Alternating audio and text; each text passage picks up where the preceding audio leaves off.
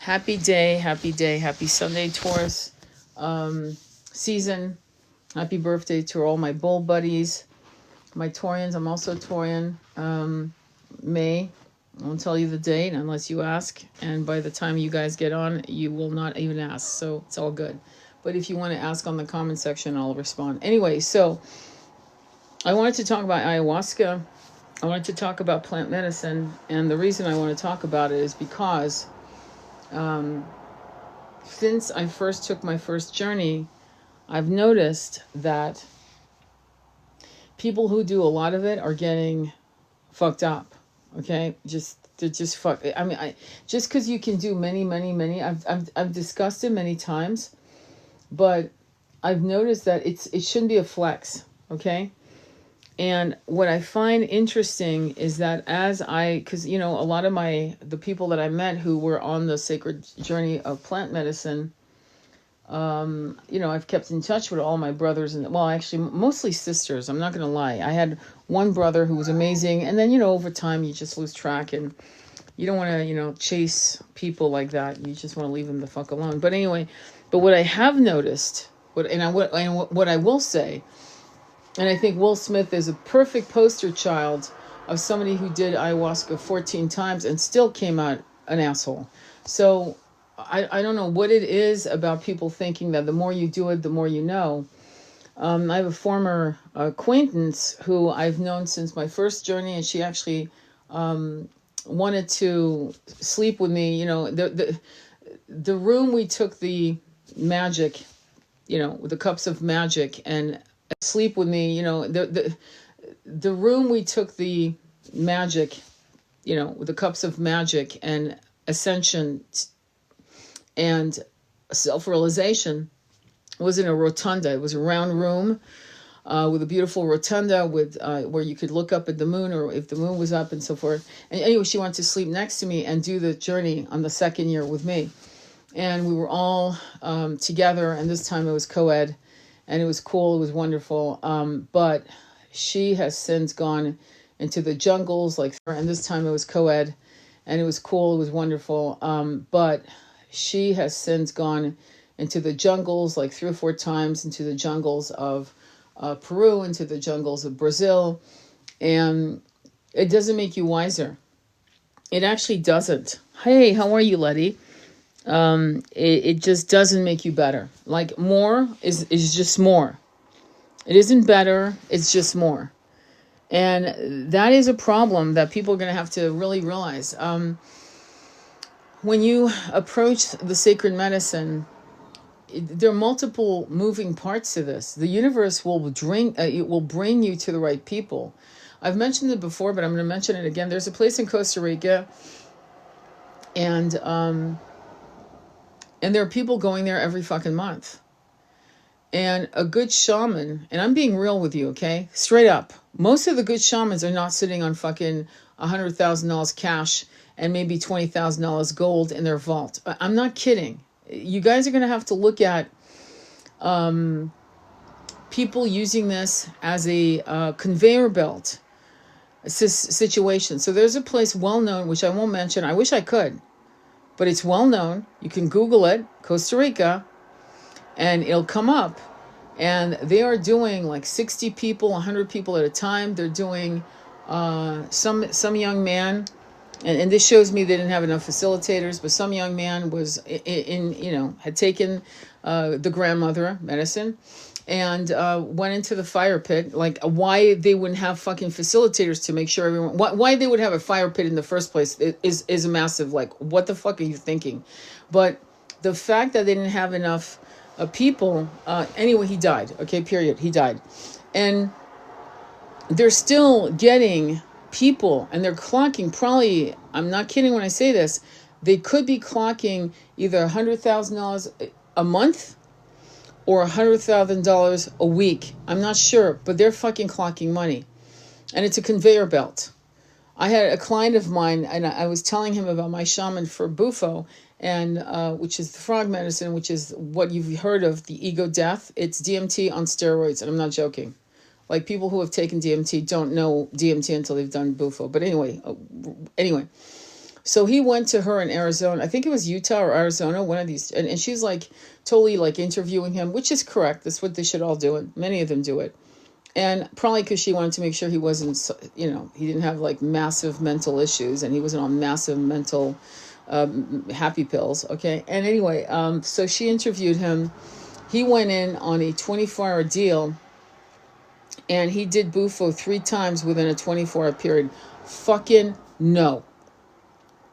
The fact that he did it is insane. Insane. And believe it or not, what happens when people do these medicines is you either come out humbled and you keep your ass humbled. And there's something about being humble. I'm just going to, it's good to be confident, but it's not good to be arrogant. And what I've noticed, and now I can say it after damn near 6 years of, pushing my way from the table of the plant medicine world and like looking at the end results of what people are doing when they do too fucking much. And they're coming out arrogant, entitled, and there's a fuckery around them. So clearly, taking it doesn't make you better. I mean, I'm not seeing evidence of it. In other words, when you take it too much, it makes you worse, not better. Why? I don't know what happens, but it's almost like they swagger with, I've done this and I've done that. And it's like, dude, but you're still an asshole. So be careful. Now, my client who did the Bufo 3 times in 24 hours, which was a massive, I would have never, I personally would have said, yeah, I'm sorry. Your scheduling system, and he says it was confusing. There was all these people. There were just a conveyor belt situation. There was not true shamanism. No one knew what the fuck they were doing, but they were dispensing the shit. With no saging. I asked them, did they sage? Yes, sure they did. And I go, no. Did they sage? Did they close the room? Did they do 4 corners above and below? And he couldn't remember. I'm sorry. How can you not remember? And so he didn't want to answer because the answer was no. When somebody can't remember something that important, trust me, when you're asking questions and they blame, no one forgets the process. Because when he went to the shaman, I do know, who's really good, in Costa Rica, this other guy who actually is unfortunately quiet about it, very respectful of the medicine. He's a French engineer who decided to change his life and move to Costa Rica, left all that big money. He was making a shitload of money and fell in love with the culture, fell in love with a shaman's daughter, and ended up learning and apprenticing with the shamans. And he knows what he's fucking doing, but he doesn't do it to become rich. He does it to help people and to live his life in the sense of freedom. And now when my same client, went there, he was well taken care of. The guy only had I think 6 people. Swear to God, only 6. And he had a facilitator as well to help. And one facilitator, one shaman is good. It's good. This is what you want. But for example, when I did it, there were 30 people, about, I'd say 9 facilitators, appropriate, absolutely appropriate. The shaman helper, who was also a shaman in her own right. And none of them were partaking in the medicine. None of them were taking it. Okay. Cause this is serious shit. Anything can go wrong. Seriously.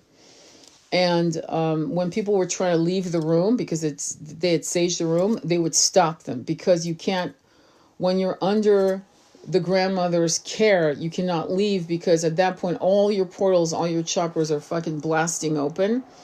And you cannot be outside because if you go outside the room that has been saged and prepared and all of that, reverently, with respect and calling in all the light beings to protect the space.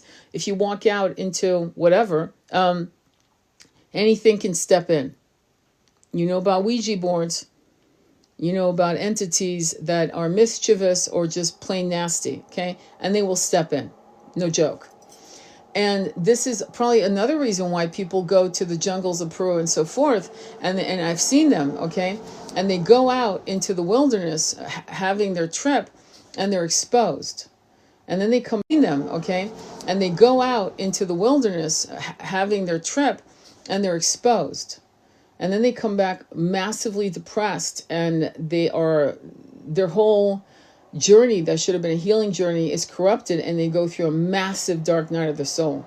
None of which I went through. None of the people that I did this with ever went through a dark night of the soul, because it was so well handled, so beautiful, so well done, with massive integrity and love and generosity, that nothing went wrong. And never have I heard anything go wrong from this particular shaman. So my point to you is that when you meet the grandmother is going to tell you things. I know this because also when I used to do my retreats up in Mariposa, California, and I would have certain people, who would come to my retreats, and they would tell me about their grandmother journeys. Okay. And like, for example, one that was in Mount Shasta. Okay. She was never told not to eat meat. What the fuck? Are you fucking kidding me? And so when she traveled through the grandmother's realm, all she saw was blood, gore, animals. No shit. Hello. So her trip was massively nightmarish. It was traumatic, and it scared the shit out of her until she realized that. Yeah, and she tried it again, by the way, she did, which, people do that. But she did it the right way the second time around. But that's my point. And so shamans will tell you no sex, no drugs, no alcohol, definitely no meat, no fish. It means no meat, okay? It means no animal products. It means no egg, no fish, okay? All right. And while you're with them, if they're for real, you're going to have most like a vegan offering, okay? And it's going to be very, very simple food, no salt, no pepper, no this, no that, just very simple, what you would call bland food to keep your belly okay, straight. Because, again, you're purging. And when I mean you're purging, it means you're vomiting, okay? What was interesting, though, and I'm like trying to share some of these concepts with you, besides the fact that as I'm watching my sisters continue the journey of going to meet the Great Mother, they're getting worse, not better. Okay. So this is my hit on that. Okay. So what I'm thinking is, and again, correct me if I'm wrong, because it's not about me being right. It's about me sharing what I see. That's it.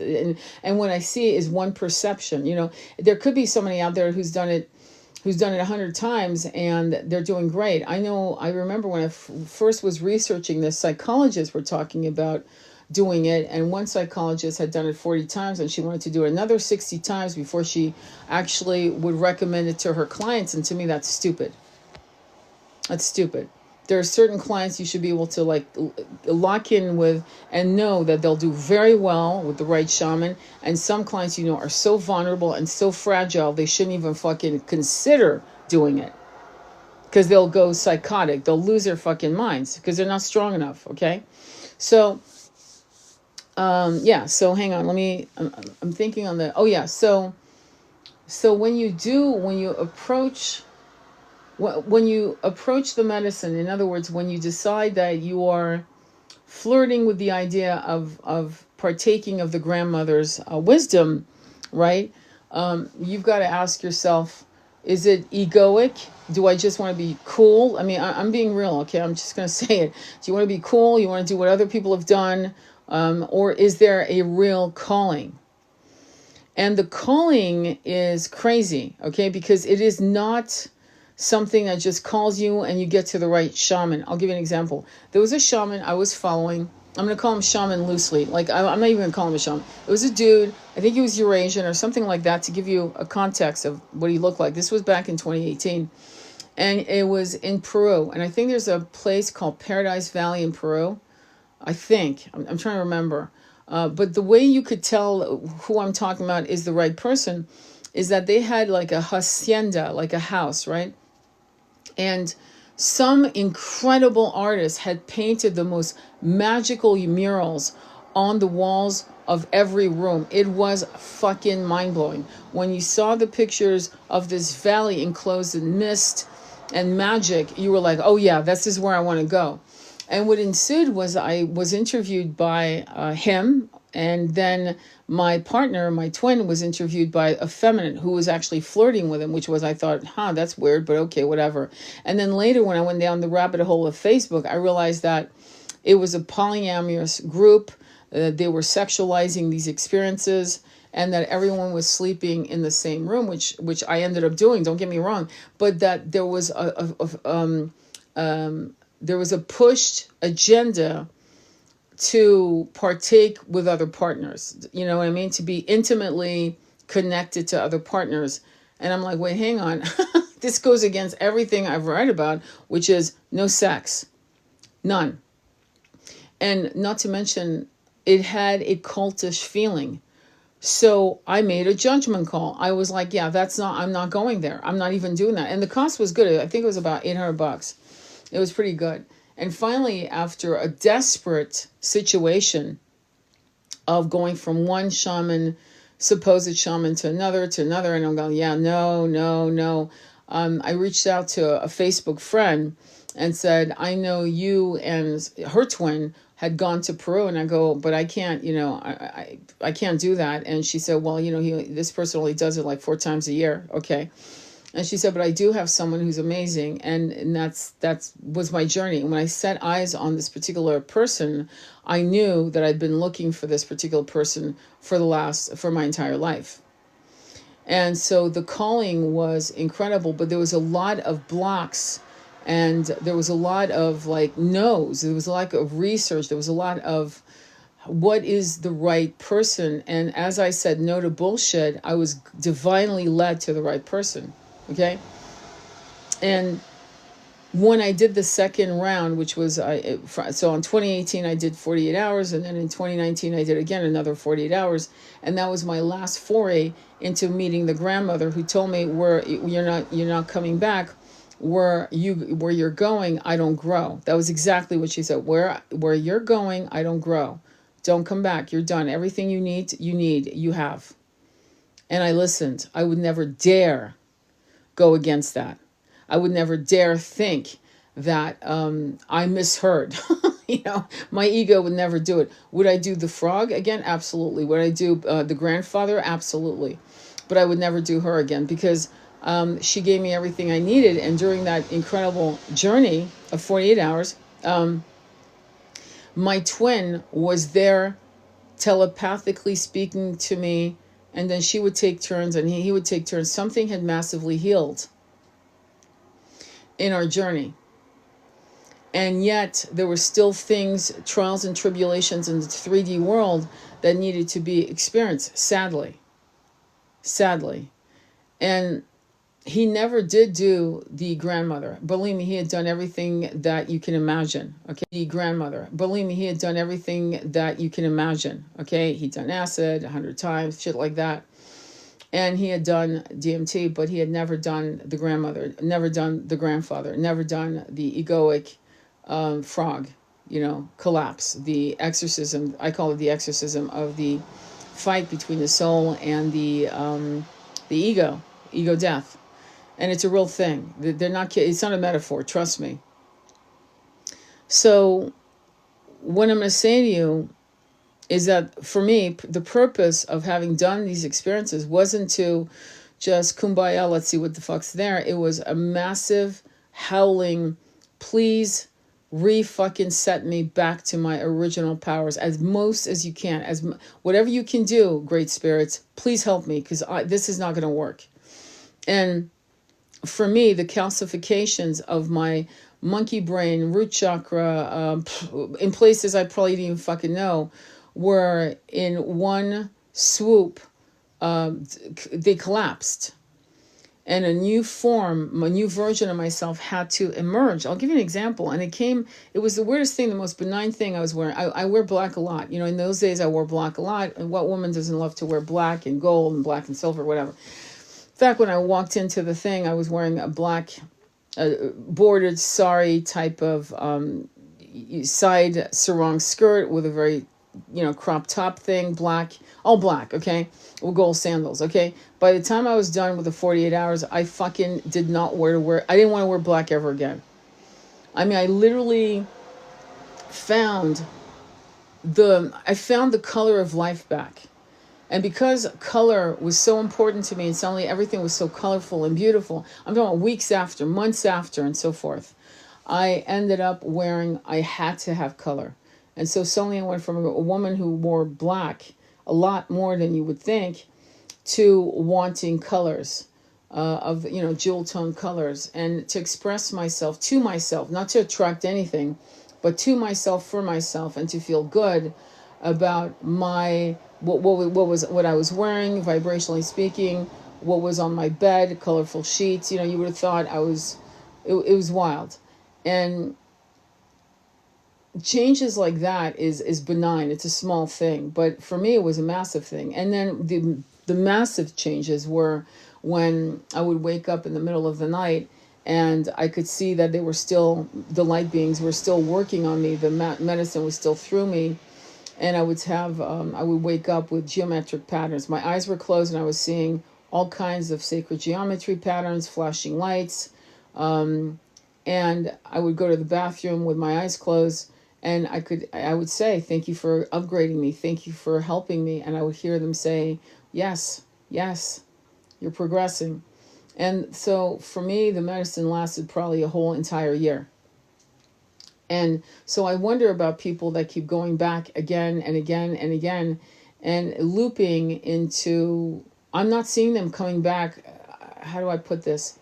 I knew of a particular person who was an ex-client of mine who was going every 3 weeks. And she wasn't coming better. She wasn't coming back better. She was coming out more confused, more broken, more fucked up. And it became a loop. And a good shaman is going to tell you, no. One of my other clients whose cousin was going every fucking month, I kid you not, every fucking month. And his cousin was telling me, hey, yeah, go meet my shaman. So he met the shaman at a party, I kid you not.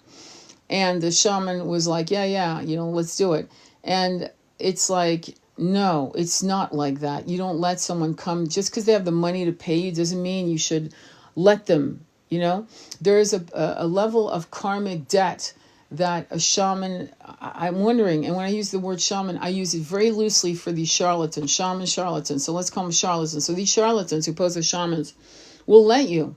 If you have the money, they will let you. You're paying their mortgage. You're paying their car payment. You're paying, and they will let you. And a real shaman, for real, is going to say, you don't need it anymore. And they'll refuse to take your call. And a real shaman, for real, is going to say, you don't need it anymore. And they'll refuse to take your call. No, don't call me anymore.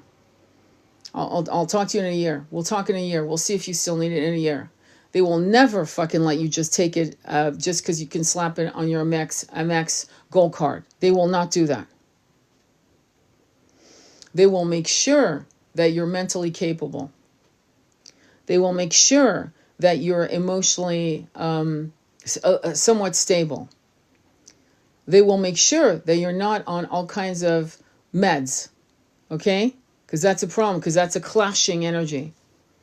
And they will make sure that once you leave their realm, their circle, right?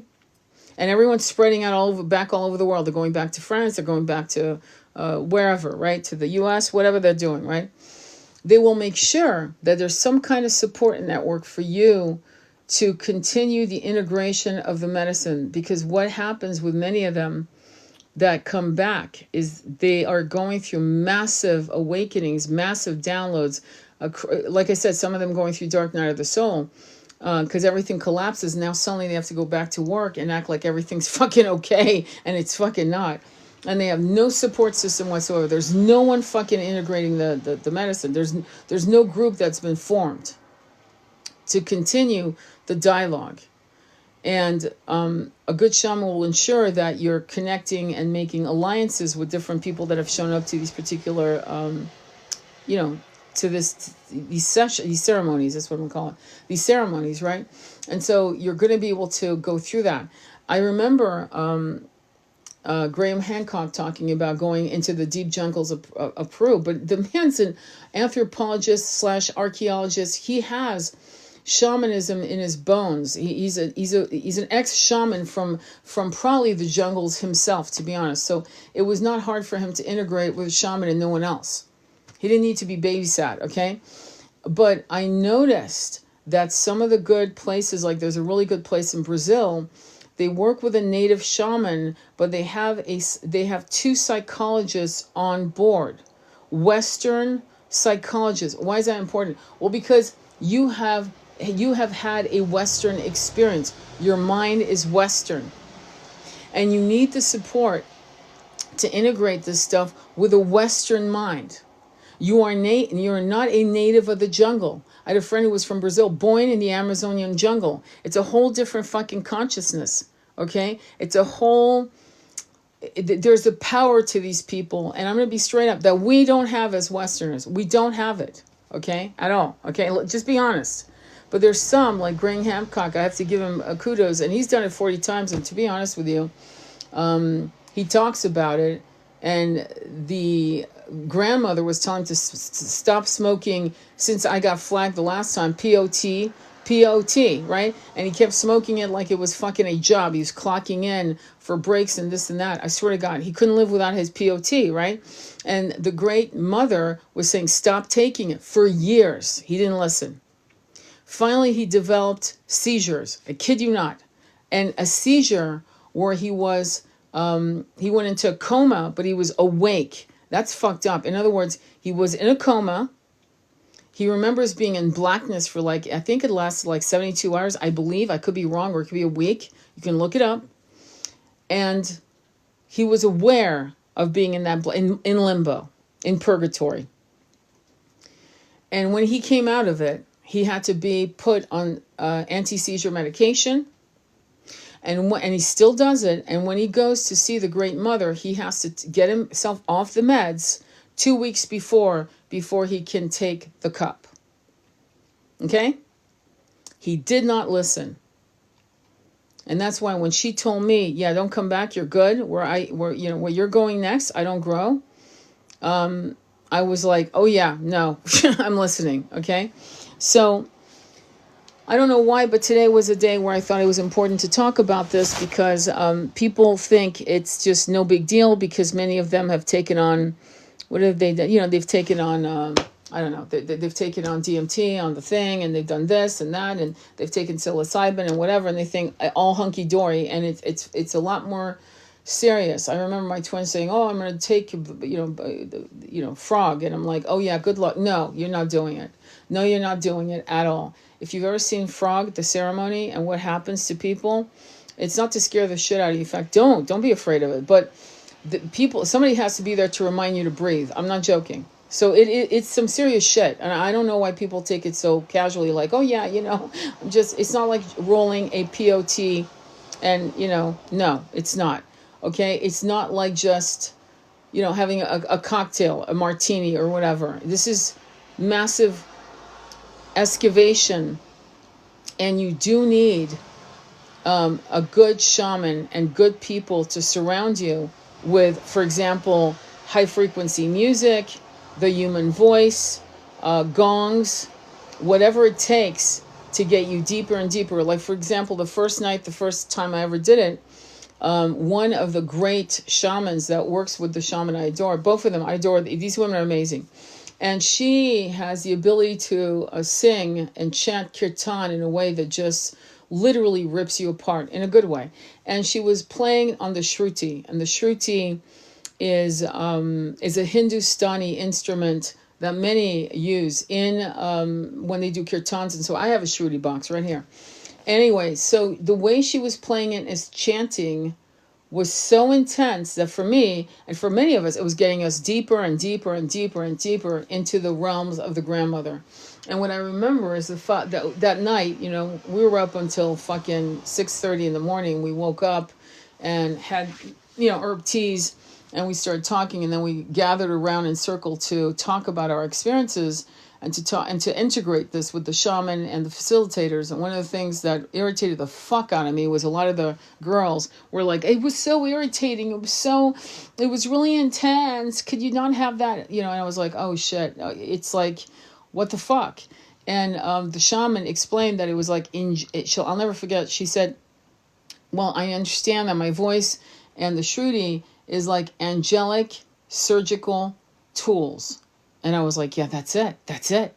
So anyway, that night, because of all the complaints, and you gotta have balls to fucking do that. You can't do, oh, honey, I just want the trip to be softer. You can't do that. You gotta fucking cannonball in and get the fuck out of the room, is my opinion. And that's how I felt. I was so fucking irritated. I'm like, oh, fuck. They're gonna make her not sing. So sure enough, she didn't sing. And guess what? I had to do four cups to go in. And the following day, many of them weren't even able to go in. It was a flat line.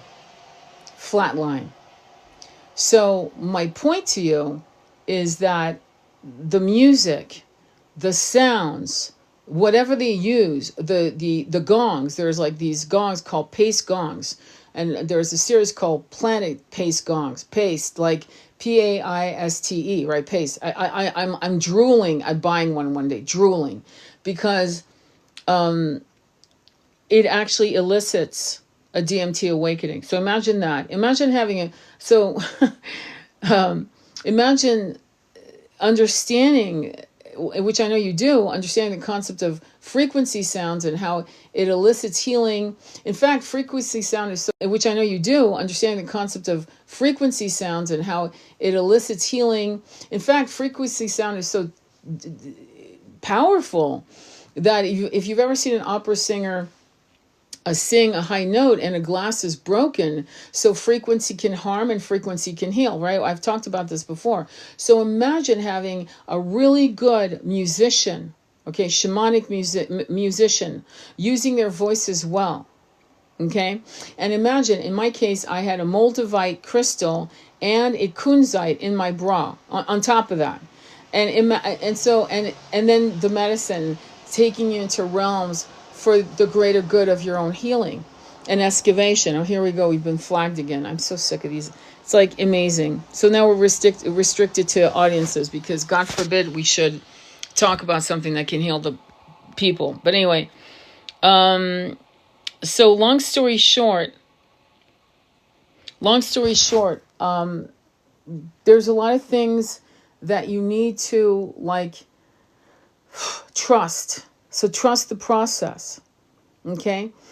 Because some people who were in the same ceremony, in fact, there was one woman who was actually sleeping next to me, right? Nothing happened to her, nothing. And when nothing happens to a person, it's because they're so fucking frightened of what's going to happen that they actually put the brakes on. It's the monkey mind absolutely saying, oh, hell no, we're not going anywhere to learn to heal ourselves. We're not going to get any clarity. I like it the way things are. And I like playing small and fuck you. We're not going anywhere. A lot of people you'll hear say things like, well, I have a strong mind. That's why I can't do hypnotherapy. Nothing makes me go anywhere. And every person that's ever said that to me that I personally knew in an intimate level, meaning they were either a parent or a friend or a lover, was terrified of seeing the truth. They weren't strong.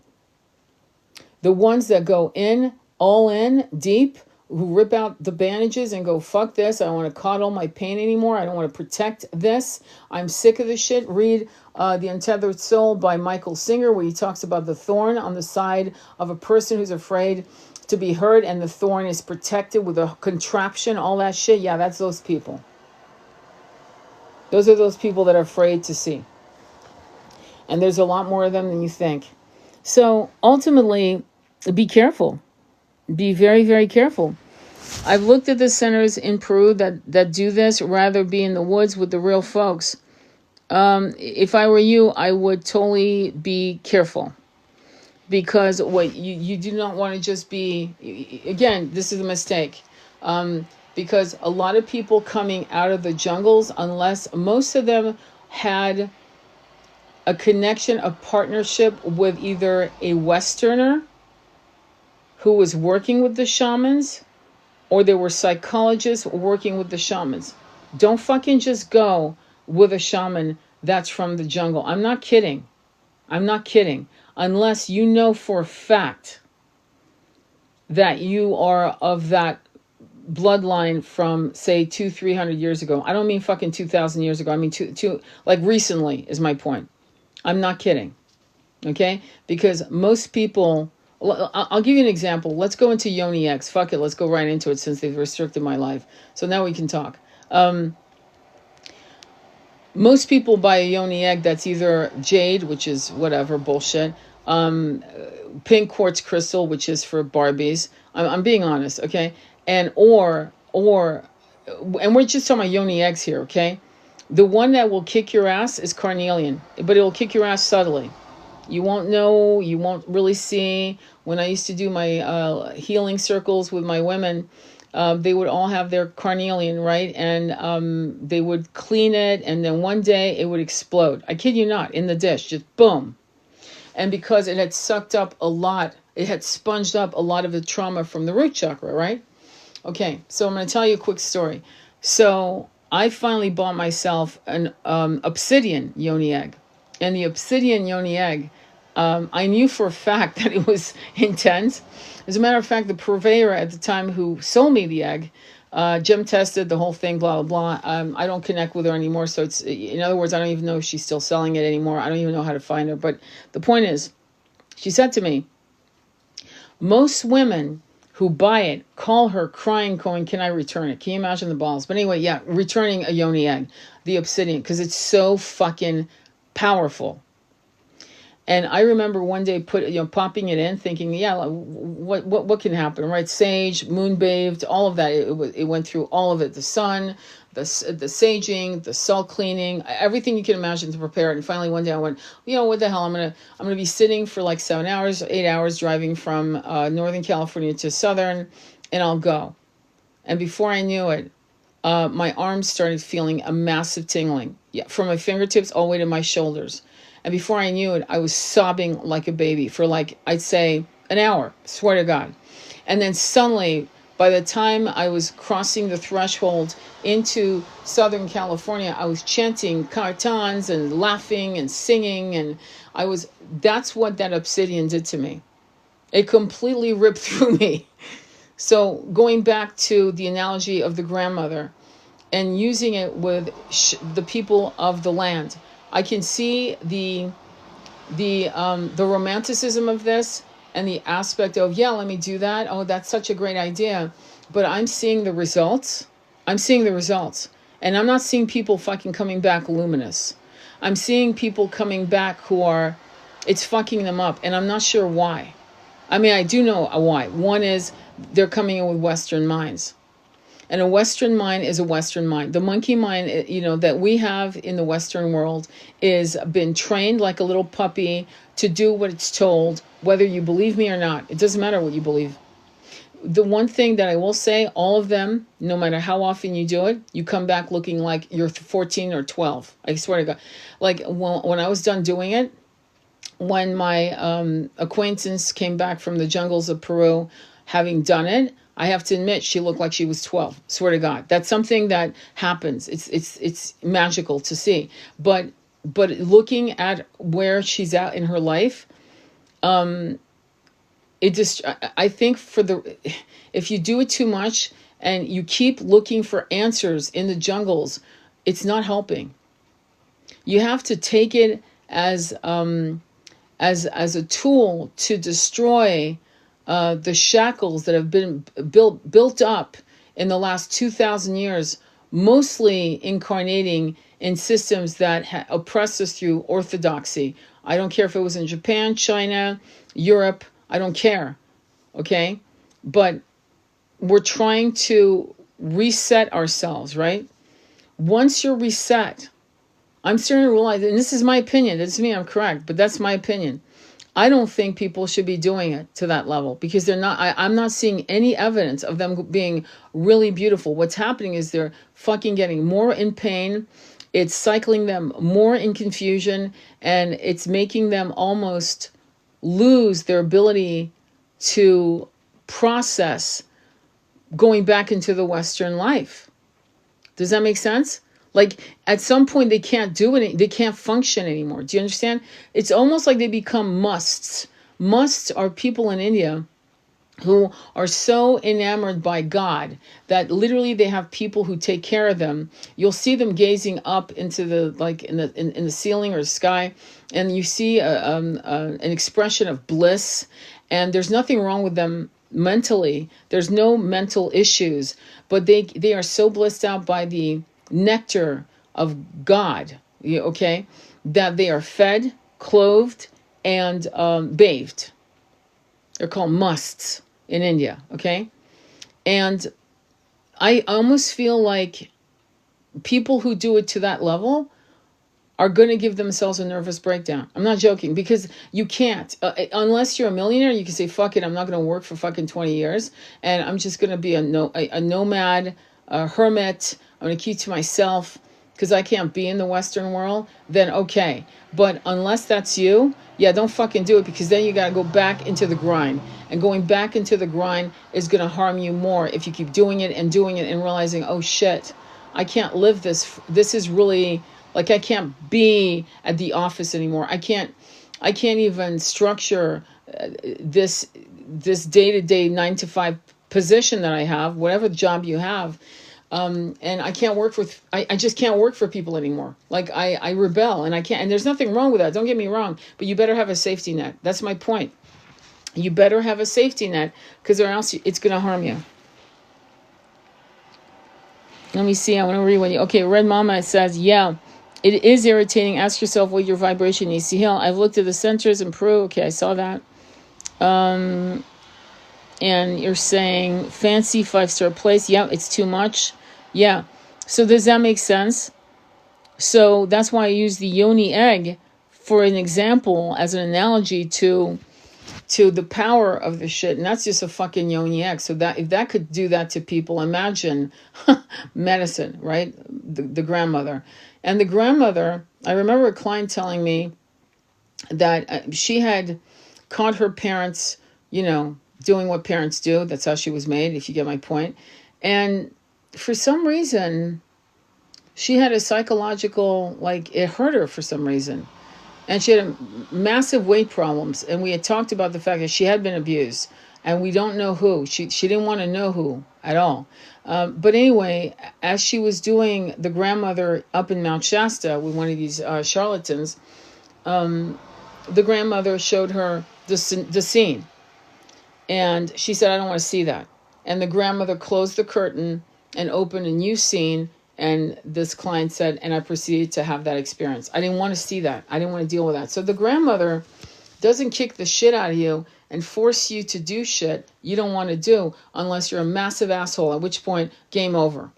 You're here, you want answers, I'm showing you. But if you're a sweet, gentle person and you are just trying to get some clarity and you want to free yourself from the bondages of loops of self-mental harm and things of that nature, then she's going to be very gentle. And she usually comes in, from my experience, she usually comes in with masks and gargoyles and things of that nature, for me personally. And then I remember just every time just tucking in, just going in, not panicking, not trying to back away, but plunging in, and boom, and then it would explode into sacred geometry, colors, numbers, and then the images would start rolling in. And the telepathic communication was unbelievable. Okay? So I think this is an important conversation, because honestly, a lot of people are looking to heal and they don't know where to go, what to do, and what the process and the journey is. And that is a concern, because people are being harmed. I did a live yesterday, which you want to catch up on that live. It's about charlatans. It's about Twin Flame Universe and these type of pieces of shit out there who are really taking people, they're taking the piss. I love that saying with the English, taking the piss. They got a lot of nerve. And the shamans that I know personally, some of them are successful, meaning, they're successful, but they're not hogging wealth. They're not trying to. They really are there to help other people. They genuinely have concerns. They will check in with you to make sure you're okay, or have an assistant of theirs check in with you to make sure you're okay, especially if they know you had a particularly intense journey. I remember I'm gonna be writing about this because I have to write. There's a lot of writing I need to start doing, but I remember a particular the first day, the first night we did the medicine. It was in October of 2018, and it was on a full moon. So you can look up the day that the full moon happened. You'll remember. You'll see what date it was on 20 on October 2018. So it was a full moon. And we were laying down looking up at the full moon through the skylights. We were lucky to settle ourselves there next to a fireplace, and which was behind us, and it was an electric fireplace, just as you know, well grilled, well gated, well protected. Okay, no one was going to step in and harm themselves. Anyway, and I remember this feeling of grief, a somatic grief that was so intense that I could not, I can't even articulate it to you right now, though as a writer I can. I don't know, there's a difference in the way I express myself as a writer. But anyway, so, and when we were purging, this is something that I have to share with you because it still blows my mind. As I was purging, it looked like black ink. I kid you not, black ink. And then black smoke coming out of my bowels. I kid. Now you could say, "Oh, you're having a DMT experience," and I could say bullshit because the person next to me, my little shaman friend, was having the same experience. And before I saw them taking away her container, it was also black. Well, you could say, well, that's you seeing what you're seeing because you're under the influence of the grandmother. And I would say bullshit because I spoke to other people and a lot of them were experiencing the same thing. That seems to be a very objective experience, very similar to when we did the grandfather medicine. We're looking at the sun, and I've mentioned it only once in a live, but since we're on the subject of healing energies using plant as our allies, let me go there. And so we've just taken the grandfather, and we wander off, and we're told not to talk. And of course, I'm with my little shaman. She looks, just to give you an idea, she's got long black hair. She looks like a Mayan priestess. She's like 27 years old, and somehow we bonded during those 48 hours. Anyway, we're looking at the sun, and the sun. She's like 27 years old, and somehow we bonded during those 48 hours. Anyway, we're looking at the sun, and the sun is coming at us looking like violet, lilac, gray violet, purple, gold, green, and it looks like a lotus, complete, just ever blooming, just moving, like breathing, like a lung or like a heartbeat. Boom, boom, and it's just opening and closing these petals, if you will. And I look at her and I go, holy fuck, do you see this? Do you see the sun? And she starts describing what I'm seeing. I'm like, oh my God, wait, hang on, you're seeing the same thing, right? Because you would think, I've got the cup, you got the cup, we drank it, we're going to have completely different experiences on reality. And looking at the sun, I was like, I can't, like, what the fuck? Wait. And we started just sharing this, what the sun looked like. And clearly, this was a very objective view of the sun. And as we stayed and journaled quietly, because we were shushed by some of the facilitators, because we were like, excited, like we wanted to share, we wanted to compare notes. And we kept quietly looking up at the sun and journaling what we were seeing. And it was an incredible experience. And that night we had a cacao ceremony mixed with some of the grandfather. And I'm going to write about this, but when I first saw the grandfather and the way he showed himself, and I really don't want to tell you actually right now, because if you experience that, I want you to experience how he brings himself to you, how he presents himself to you. But a year later, when I went to Mariposa, I met a woman who was wearing sunglasses. She wanted to test me because she was going to have a fair. She was famous in that part of Northern California for doing these fairs that had been around for 20 years, and they were massive. They last 2 days, and she wanted to make sure I wasn't full of shit and I really was a psychic. So, and I really could read. So I met her, and she had sunglasses on. She had white short hair, sunglasses, petite. Her whole fucking room was in purples, right? Really cool woman. And And I went ahead and started reading for her, and she finally flipped out, her glasses, her sunglasses, and I saw the palest eyes I'd ever, like extraordinary eyes, like pupil black, pale. The eyes, the color was like crystal. It was insane. And I'm reading for her, and she definitely says, "Yeah, you're good. You're in. I love it. Perfect. It's exactly what's going on in my life." And then somehow, some way, we start talking about her taking the medicine. And in her case, they had mixed the grandmother and the grandfather together, which I thought was, in my opinion, bullshit. But anyway, so she did see the grandfather. And what was interesting is we started sharing what the grandfather looked like. And it blew our minds because he looked exactly like I had seen him. Down to the eye color, the skin color, all of it. It was insane.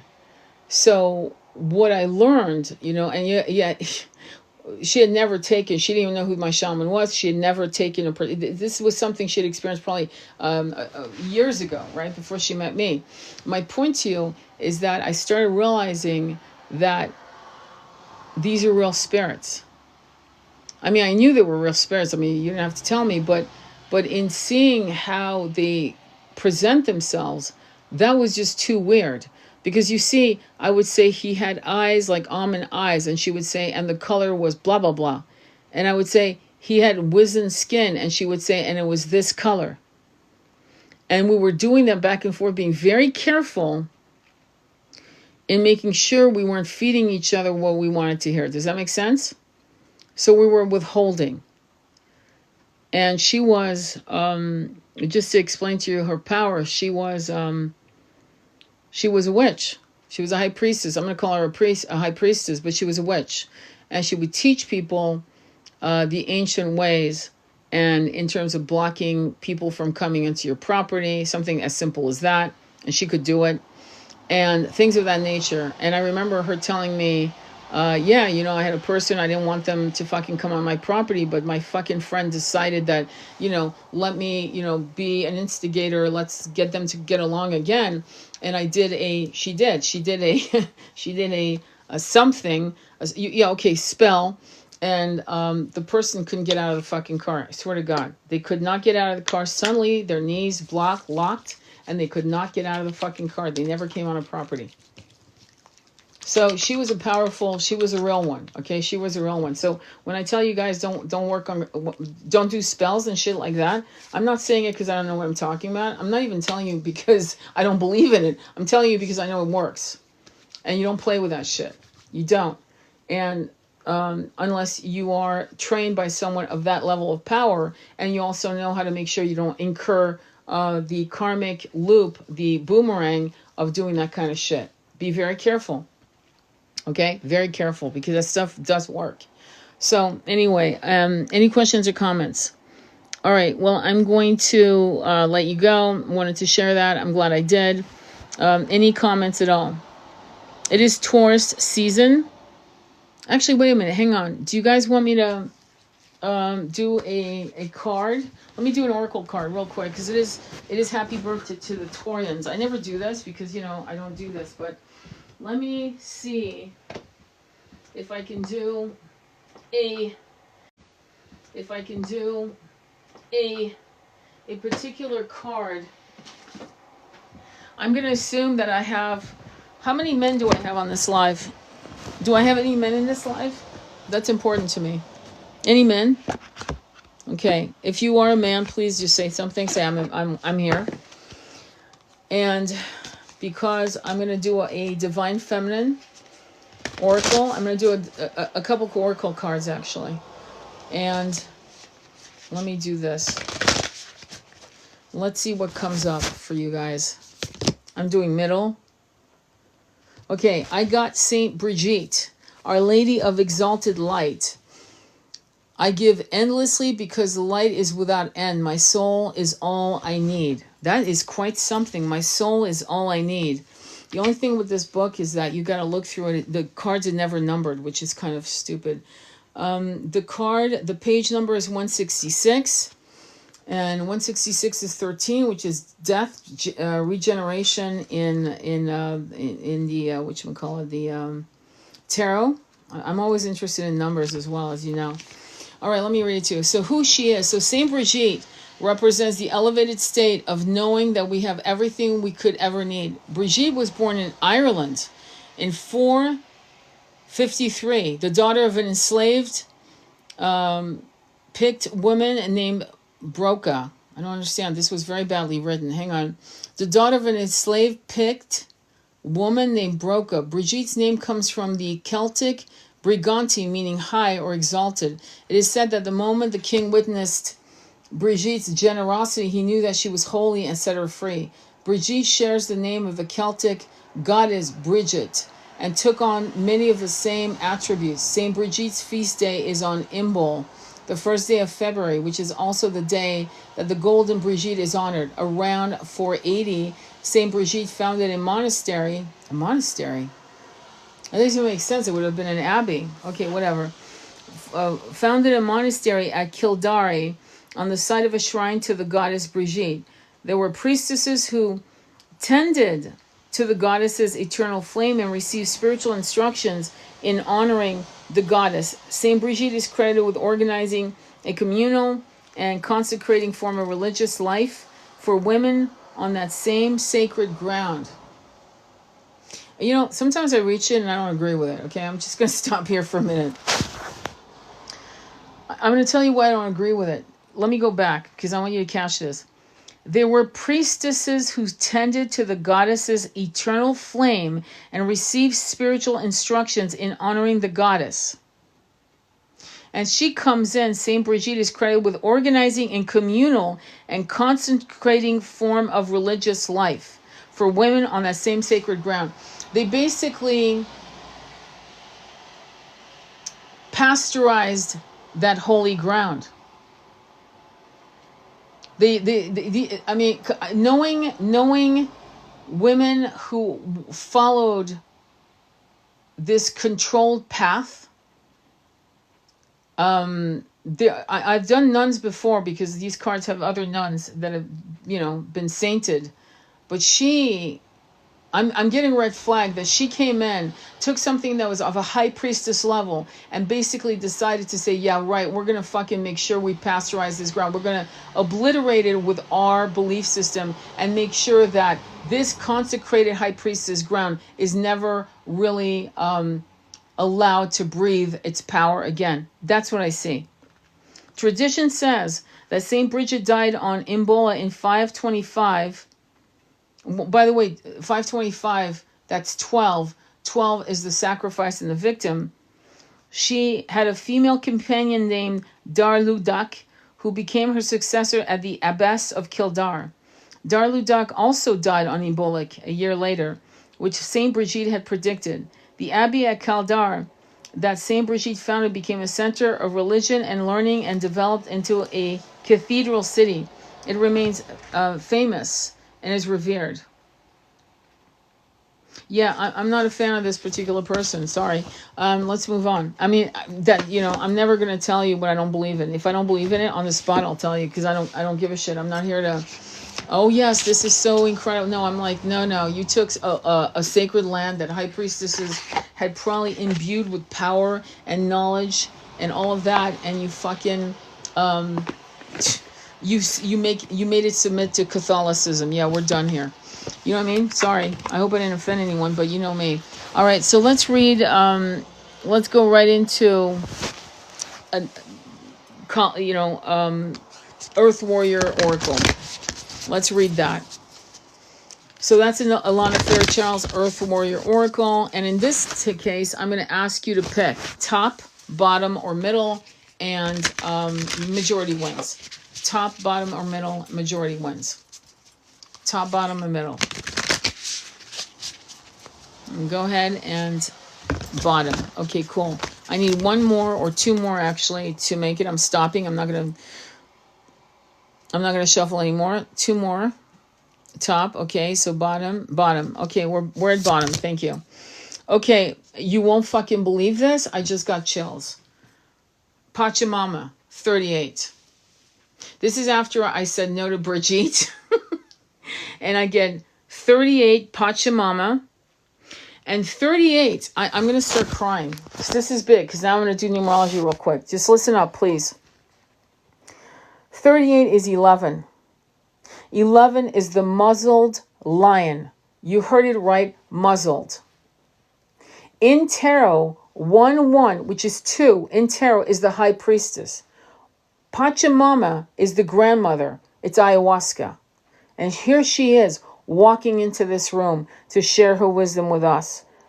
She, with the Andean emerald heart. I'm in tears. I'm in tears. So it's 38.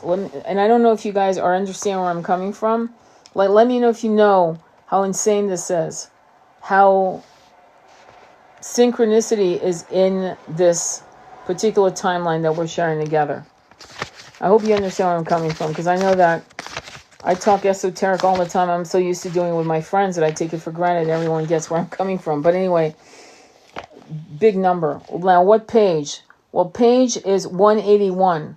Why is that important? Because 10 is Isis Osiris. It's the wheel of fortune, both in Kabbalah numerology and in tarot. It's the wheel of fortune, 10. And what is 10? 10 is 1. What is 1? The sun, clarity, healing, raw energy. Okay, let's start. Hey, Tony, I filled out a form on your website for a reading last week. Can you see if you got it? I didn't get it. I can already tell you I didn't get it. So what you want to do is just private message me on TikTok and go ahead and just give me your phone number and I'll call you. I'll call you as soon as I'm done with this live, I'll text you. It's all good. I hope that's okay.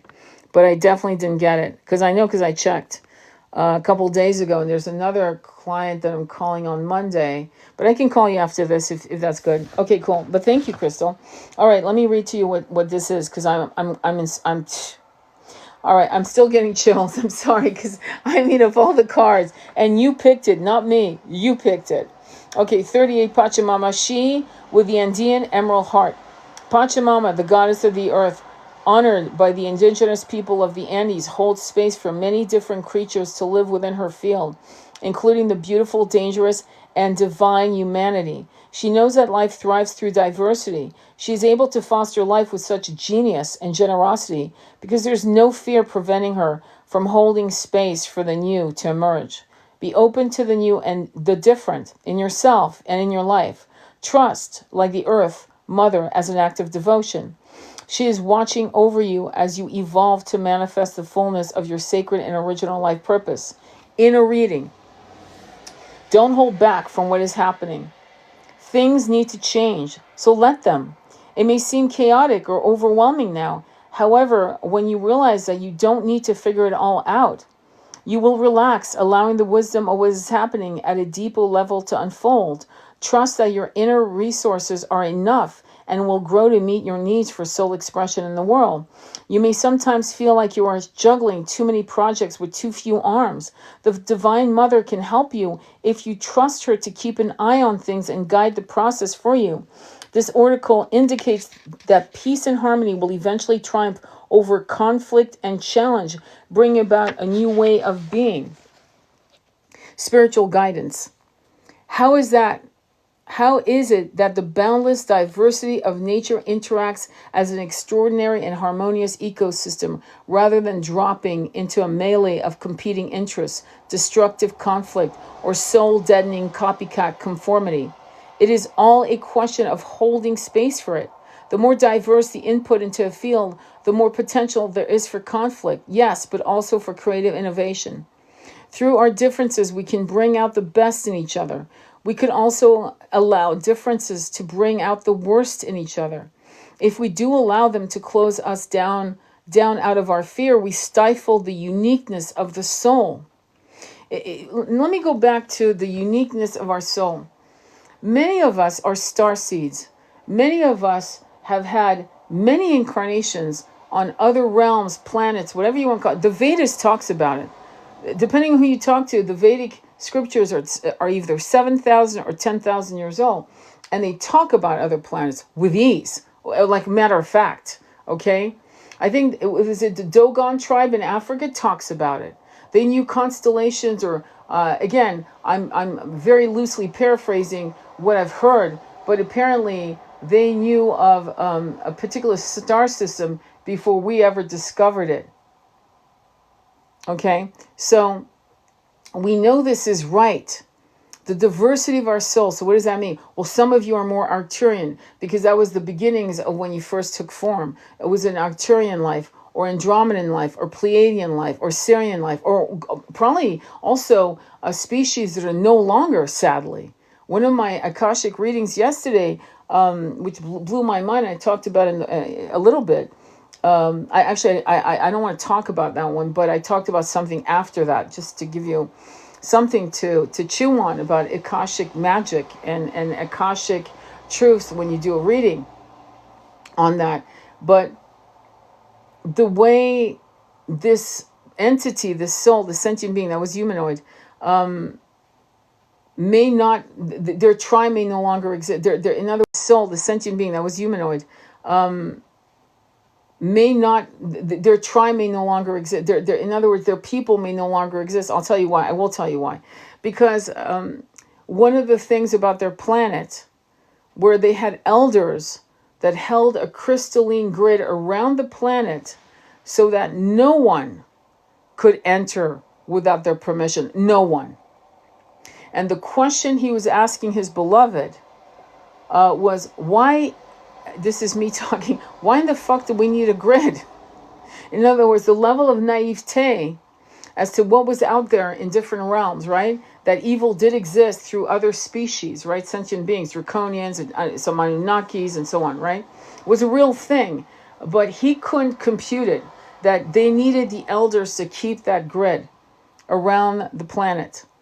So when we talk about the diversity and the uniqueness of each of our souls as starseeds and our experiences on this planet as humans, right? Here we are incarnating again and again in humans and having been sadly lost in the washing machine of amnesia, forgetting ourselves, right? Literally losing ourselves.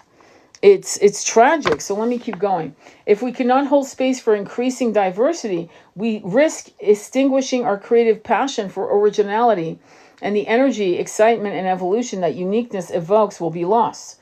Those of us in positions of spiritual leadership and sacred guardianship desire a more vitalizing outcome for our communities. That means we need to tend to the way that we hold space.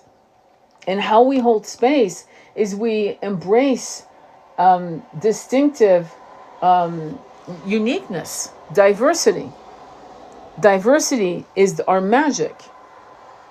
I've seen planets where it was homogeneous, hive mentality, and trust me, it's not a pleasant existence. And though we've been there, we've incarnated in these realms where it was homogeneous. Everyone looked the fucking same. And worse, androgynous. And even worse, a hive mind. One mind in their higher realms. Okay? So part of the reason why we fell, like we fell out of conscious, we weren't supposed to fall into complete amnesia to this level of link that we have, to be honest, from what I'm discovering in the Akashic readings that I do and the hypnotherapies that I do. We weren't supposed to be this long in the loop. And some of the ancient writings, even from the Vedic scriptures, we need to smash. For example, the concept that Kali Yuga is going to last, depending on who you talk to, 45,000 years, 450,000 years. Yeah, I'm like, no, fuck you. It's about how we agree on the next level of reality. Anyway, let me continue. For such an invisible concept, holding space has an extraordinary power. To tap into that power, we need to understand that we cannot hold for another what we cannot hold for ourselves. In Buddhist wisdom teaching, it is said that without compassion for the self, there cannot ever truly be compassion for another. Yes, so one of the exercises of someone that's been molested or hurt or harmed in any way, maybe not even that, but no SA, but say you were treated like shit as a kid. You were the scapegoat. There's a book that's French by Jules Renard, I believe. And it was called Poil de Carotte, hair of carrot, meaning a redhead. He was a redhead. He was a ginger. And he was born in the 1800s. And I remember my mom ordered that book for my 8th birthday in Paris. I'll never forget. I still have it in my shelf. Thank God. And this book I read like 3 or 4 times because it was the story, true story of him being the scapegoat in his family unit, swear to God. And he was treated like shit. It was insane. It was psychological abuse. And he wrote the book about his story, about his life as a little boy. And I urge you that if that happened to you, if this is your story, if this sounds like, oh my God, this is me, I would say write a short story about yourself as a little girl or a little boy that was harmed, and then read it back to yourself and cry. Because this line right here, in Buddhist wisdom teaching, it is said that without compassion for the self, there cannot ever truly be compassion for another. For real. For real. So do that. Do that exercise. Modern psychology teaches us that we cannot love another before learning how to love ourselves. This is empowering. It means that we can grow as capable new world leaders and guardians of communities through the work that we do within. Yes, tend to your inner garden and 5D will emerge. It is reassuring to remember that the more we can hold space for ourselves, the more we become a presence in which others can also flourish. As you do your inner work, your presence can create sacred space that is constructive. I'm going to add consecrated, potent, and transformative, like ripples in the pond of consciousness, which emanates outward from the center. The space you hold within can create a freeing and uplifting consciousness, palatable in its effect. This will have a potential reach far beyond what you may expect. As we grow in our role of sacred guardianship on this planet, the space we hold for ourselves in the world becomes more potent and important. That space can become a way for diversity to be either a beautiful orchestra or a cacophony of chaos. The outcome depends on our ability to hold a sacred feminine presence. The outcome depends on our ability to hold a sacred feminine presence that allows for differences to be integrated into oneness, whilst understanding that oneness has nothing to do with sameness. You have the ability to bring great life to the souls of this world through honoring your own soul journey. Don't underestimate the importance of your inner work or your healing effect it initiates to the world. This is incredible. Again, this was Pachamama 38. And if you've never, I'm going to give you some advice. And I think I have that I might have it under my playlist of guided meditations, I believe. I have it there. If not, I'll look to make sure. But here's what I'm going to ask you to do, because many of you have never done it.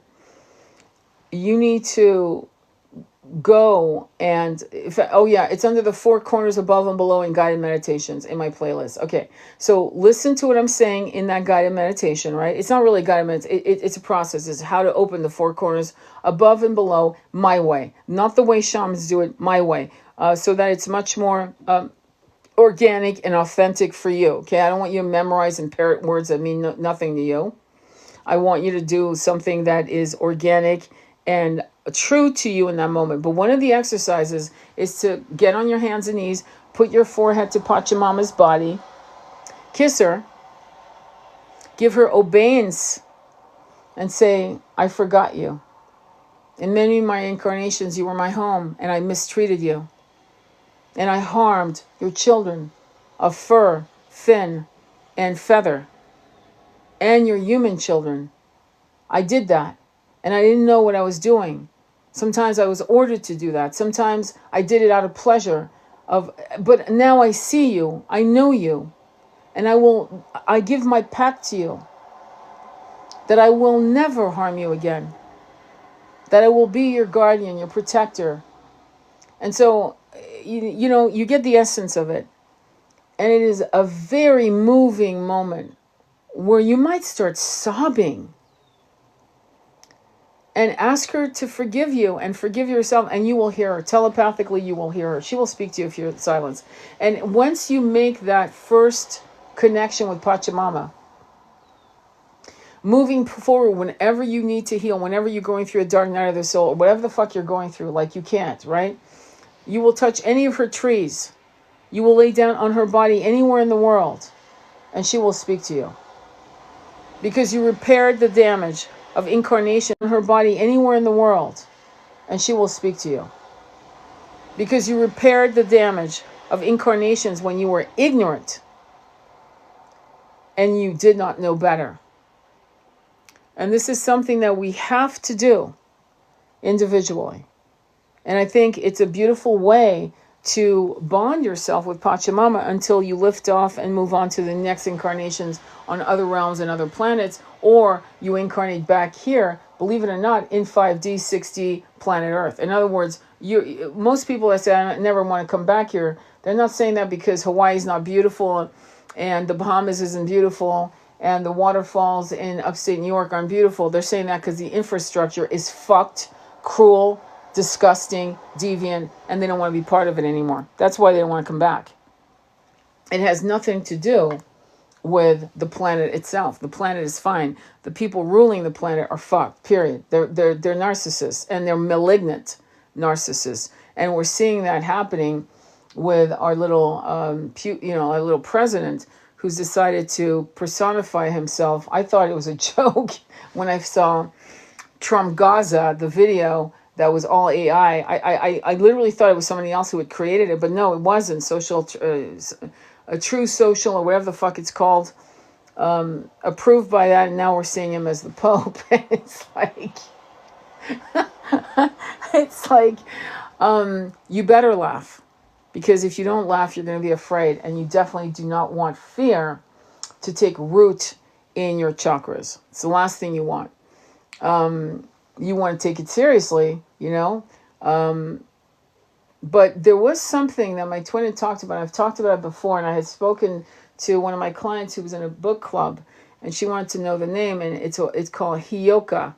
And Hioka is a Hopi, I believe it's Hopi. No, it's Lakota. It's Lakota. It's the holy clown. You can look it up. Lakota, holy clown, the fool. You know how we have the fool? Okay. Well, it's the fool. And the fool comes in to create shit and chaos and it looks like it's all going, bad. And in fact, it's to create chaos, to create the right things. And before we can go into 5D, it's not like we can go with things as they are, as they're believed to be normal. It's a massive shakeup. Believe me, I don't support this character at all. But I remember my twin saying, I think he's a Hioka. And I was like, holy fuck, you're right. This was in 2016. He was calling it out. He was like, yeah, he's a Hioka. And there we go. And anyway, so ultimately, you've got to hold on to the truth. What is the truth? It is a objective truth. And that truth is that we're ascending.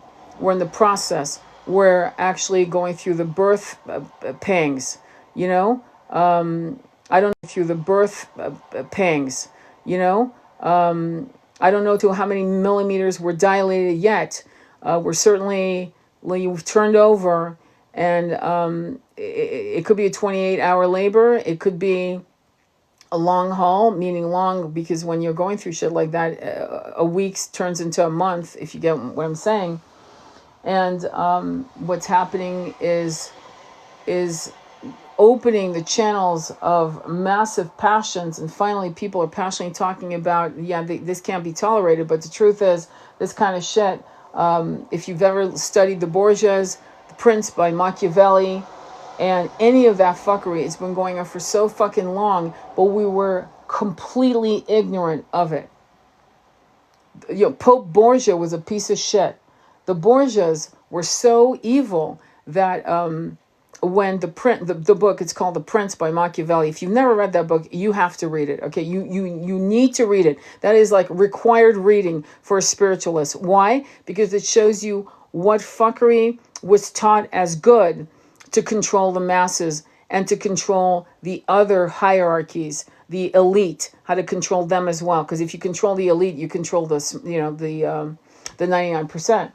And so when you read that, you realize, wait, hang on, we've been living life for fucking centuries, and yeah, bingo. But now is the time of the ascension. Now we're being pushed to the great awakening, and how we think about this is going to determine what direction you're going to be going.